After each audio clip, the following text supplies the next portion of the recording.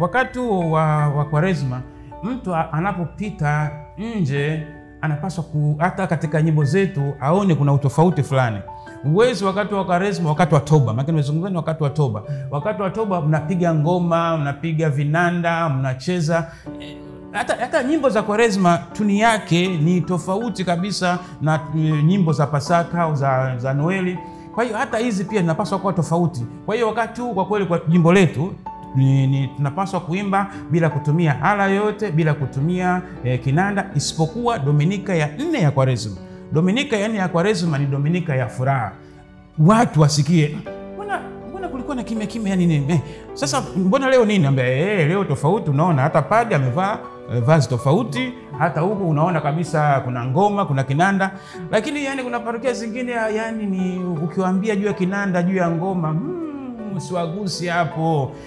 Kipindi hiki kinatawaliwa mno na ukimya, na ndio maana hatuna utukufu, sijui hatuna haleluya, hatuna nini. Ni kipindi tofauti. Kwa hiyo hata na sisi katika uimbaji wetu, utumiaji wa ala wa kinanda tunapaswa kuwa tofauti.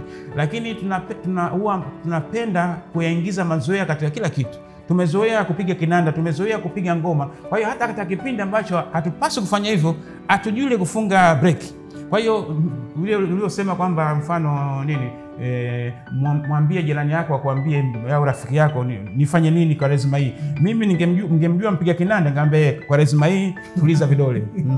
Kila siku asubuhi unapotaka kwenda kanisani, vikande vitulize, usudi upate nguvu Dominika ya 4, lakini upate nguvu zaidi siku ya Pasaka. Kwa hiyo mimi wapiga kinanda wote na wapiga ngoma, na rafiki yangu mmoja kwa anakaa Tegeta, angeniambia nini uwe mfungo wake mwaka huu, atulize munkari wa vidole vyake katika kipindi hiki cha Kwaresma. Na hiyo itawasaidia watu. Unajua mtu akifika akishtuka, akiona kuna kitu sio cha kawaida, kinamfanya atafakari, kinamfanya aulize, na hapo tunaweza kumsaidia zaidi.